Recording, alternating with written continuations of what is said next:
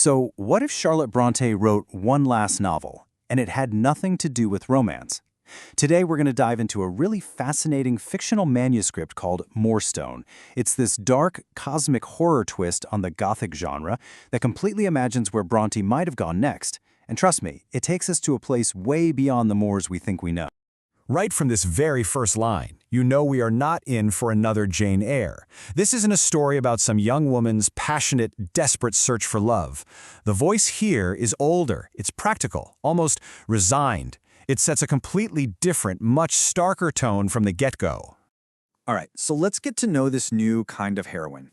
Her name is Constance Blackwood, and she is a deliberate, massive break from the passionate, young protagonist that we all associate with Bronte. I mean, just feel the contrast here. On one side, you've got your typical Bronte heroine, right? Young, full of fire, looking for love. And then there's Constance. At 37 years old, her main goal isn't finding a husband. It's finding a job. It's about survival. She's not governed by deep feelings, but by what she calls a grim competence, a skill that gets her respect, but definitely not affection. This is a woman who has learned the hard way to expect absolutely nothing from the world. So her hunt for a job leads her here, to this remote, forbidding place called Moorstone Hall. It's a house that looks like it's literally part of the wild landscape, like it just grew right out of the ground.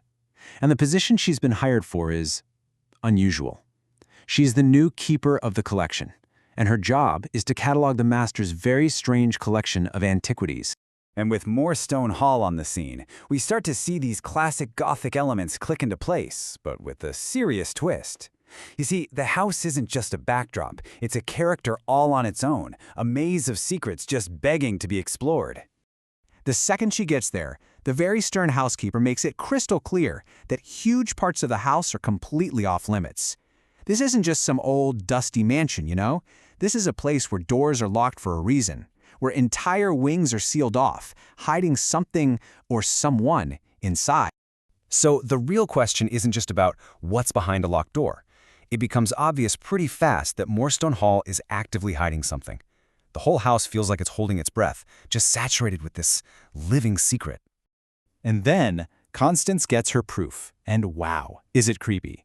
Late one night, she hears this beautiful but hesitant piano music, and it's coming straight from the supposedly empty Forbidden West Wing. Suddenly, the mystery has a soundtrack, and it proves that someone is definitely in there. Now, Constance, being the practical woman she is, isn't just going to sit around and wonder. While she's cataloging the master's collection, she finds something that will blow this whole mystery wide open. A hidden bundle of letters, all tied up with a single black ribbon. The letters are from the master's wife, Helena, and they basically map out this chilling transformation. Her journey starts in Paris, and she's this witty, loving wife. But as she travels, her research into the collection takes her down a really dark road. In Rome, she starts asking these deep questions about consciousness. By the time she's in Venice, guided by some mysterious scholar, her academic curiosity has become a dangerous obsession. And finally, back at Moorstone, she realizes the collection isn't just old stuff, it's a powerful instrumental tool. But the last letters, the ones she wrote from inside Moorstone Hall, they are just bone-chilling. Helena starts talking about a transformation, about feeling trapped in her own body, and about seeing a doppelganger, a woman with her own face, staring at her from behind a locked door. The scholar is gone, and what's left is someone on the edge of something totally unimaginable. Okay, so armed with the terrifying truth from Helena's letters, Constance knows she can't be a passive observer anymore. She has to go confront the reclusive, mysterious master of the house, Mr. Ashcroft, and demand some answers. And when she finally confronts him, his confession is, well, it's more horrifying than anything she could have possibly imagined. Helena isn't mad. He says she's transforming.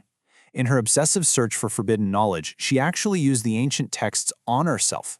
And now she's in the process of becoming something other than human, dying not from a disease, but by a complete and total transformation.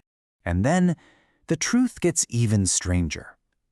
Ashcroft explains that Helena's experiments attracted some unwanted attention from hostile, non-physical beings. The ancient texts call them the geometries.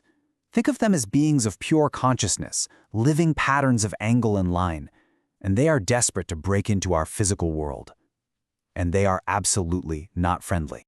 Constance finally gets to meet Helena, who is now this flickering, almost translucent figure, and Helena confirms all of Ashcroft's fears with this one chilling line. Her transformation isn't just about her anymore. She has become a living doorway for these alien intelligences. When her humanity finally dissolves, they're going to come pouring through. So, this is it. This revelation sets the stage for the big climax. And it's not a battle for love or for social standing. It's a metaphysical battle for the fate of the entire world, with our practical, unassuming Constance Blackwood right at the heart of it all. On the winter solstice, the breach happens. As these geometries start pouring through Helena's dissolving body, Constance has to act. She becomes this metaphysical anchor, using her own solid, resilient consciousness to fight back. In this absolutely harrowing battle of wills, she somehow manages to force the doorway shut. But it comes at a price. A piece of the alien consciousness gets trapped inside her own mind. And this brings her whole journey full circle, doesn't it? Just think about where she started. A woman totally defined by her limitations, by her lack of options, forced to be reliable simply because she couldn't afford to be anything else. But by the end, after all this, everything's changed. The very qualities that were forged in her difficult life, her endurance, her practicality, her steady nerve, those are the exact things that allowed her to save the world. She's not a woman with no prospects anymore. She's a guardian with a profound and incredibly dangerous purpose. But wait, the story doesn't just end there. In what is a truly radical move for the Gothic tradition, the haunted house isn't burned to the ground. No, its future is completely reimagined. Under Constance's leadership, Moorstone Hall is transformed. It goes from being a place of terror to a beacon of knowledge and protection. It becomes a school, a sanctuary where a whole community of female scholars and mystics can gather to dedicate their lives to guarding the fragile thresholds between our world and the next. So, what's the ultimate legacy of this incredible lost manuscript? Well, it's a powerful reframing of the entire Gothic novel. It shifts the focus away from the personal drama of the heart to a cosmic struggle for reality itself. It gives us a world where women aren't the victims of the haunted house, they're its masters. It really makes you wonder, what if Bronte's greatest subject wasn't love after all, but a new, more profound kind of female power?